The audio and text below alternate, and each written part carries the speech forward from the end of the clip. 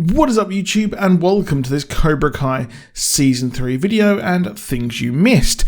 There were so many Easter eggs and callbacks to themes of earlier parts of the franchise, so if you enjoyed the video, please do leave a like down below and subscribe with notifications on if you want more from us. Now, on the surface, Cobra Kai is a corny continuation of the ultimate 80s franchise, except Rambo, of course, but really it is a multi-layered, clever show with great themes and parables and strong life lessons like not living the past or rejecting toxic father figures.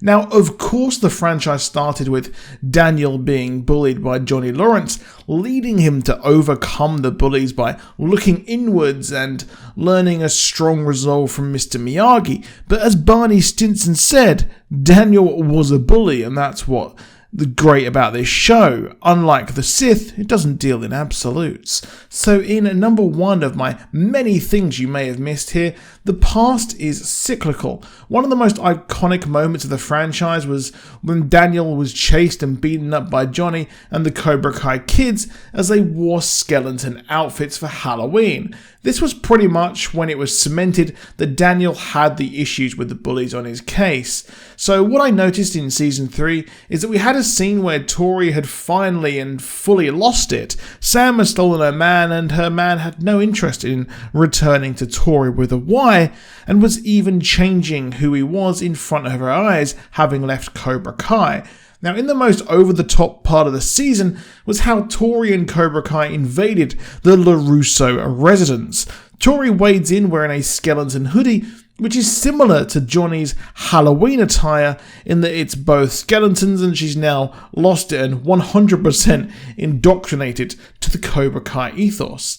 At number 2, we have a callback to Karate Kid 3. Not only does Terry Silver, but the theme returns. In Cobra Kai, we have Robbie be pushed away from both Daniel and his father from Johnny, and is courted by John Kreese to be his champion. While the preceding events are different, Daniel was courted by the villain Terry Silver in Karate Kid 3, leading him to be briefly trained by the movie's bad guy, just like Robbie here. Now, also calling back to previous movies, when Daniel visits the Cobra Kai dojo, Daniel looks at the slogan, "Fear does not exist in the dojo," a saying used by Kreese in the first movie. He also notices a cutout of John Kreese, which makes this scene a nice mirror of when he went to visit Cobra Kai for the first time and saw that same cutout. Also in this scene, Kreese mentions that there's no such thing as a bad student, something Mr. Miyagi always said. There's also a callback to the first movie, as at the meeting about this school and the outcome of what happened in the school fight last season, a parent says he heard that Daniel was really the bully, a callback to Barney Stinson there, mentioning the popular theory that Daniel was the true villain of the franchise. In episode 3, we had a moment which I didn't cover in my review or previous videos, where Hawk and the rest of the crew turn up on a bike, and they turn up at the car wash and stole the Miguel fundraiser cash, and like I said, they arrived on motorbikes just like their predecessors did in the first movie. Now in episode 4, we also saw a callback to the beach again when Hawk kicked a football at Dimitri. Now jealous is attention from that chick, but he was also practicing his keepy uppies like Daniel was in the first movie. This isn't the only footy callback, as in their reference we also had the rival dojos use a football match as an excuse to fight, so why did the school even let them be in the same class? That makes no sense. This is similar to the fight that happens in the first movie too, during the football match. Now in episode 4, we also got another throwback to a Kreese line where he tries to get Johnny back on side, and he says the only way to cheer him up is that he needs to start using the way of the fist. In the first movie, his students said when asked what they study, and that is the way of the fist, another Kreese-ism there. Now in episode 7 we have a tender moment with Daniel and Sam as they go fishing, which is a great callback to the first movie where Daniel was taken out to fish with Mr. Miyagi, but he also learnt how to balance, and Daniel mentions in this episode that he did the same with Sam, but she was too difficult to knock off, hence her skills being immense. Now also in episode 7 we have a very, very cool reference when Johnny forms Eagle Fang Dojo. He is wearing a red jacket, much like the one he sported in the first movie. This man really cannot let go of the past, can he? Now in episode 9 we see the return of Ali Mills, and the episode is called Feel the Night, a reference to the song playing when Daniel and Ali go on a date as well. Now also in episode 9 Miguel finds a hand drum.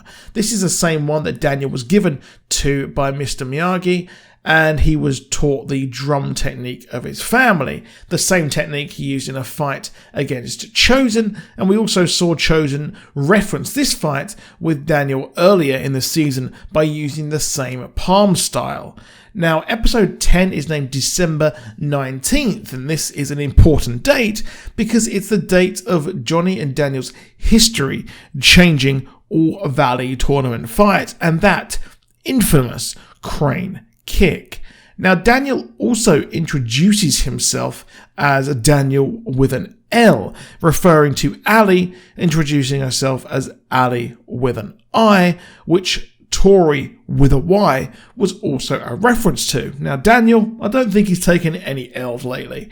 Now, Ali also explains the real story of how Mr. Miyagi's car crashed. In The Karate Kid 2, we have an explanation as to why Ali Mills is not in the movie, and Daniel explains that he was out and he turns up at Miyagi's house with a busted car, and he says that it was Ali's fault. She crashed it, then dumped him for a UCLA jock. And interestingly as well, the same UCLA jock was someone who is referenced there in the flashback with Kreese. But the thing is, the real story was how he got hot-headed, accused her of kind of being in love with this UCLA jock, and acted like a total jerk. But Ali was actually still into him. Yes, Daniel is a complete and utter hothead. Now, bonus one here is how Terry's army friend in the flashback, the one who survived their mission, was actually Terry Silver. However, Terry actually got his signature ponytail from their friend who was killed, and they were captured, and it seems that he's taken his whole inspiration from the guy who was sadly killed. Yes, Terry Silver, if you didn't know, was from The Karate Kid 3 and one of the villains of that movie that Kreese goes to try and get support. Yes, these are about 21 different references you may have missed, and I had fun making this video. And I've had fun making this Cobra Kai Season 3 and possible Season 4 content for you. So if you want more, let me know what you think down below. If you've seen an interesting theory, do tweet me as well at Superhero Nexus on Instagram and Twitter. And you can join my Discord down below as well. I'd love to hear what you think. So stay safe, people. I'll see you soon, and goodbye.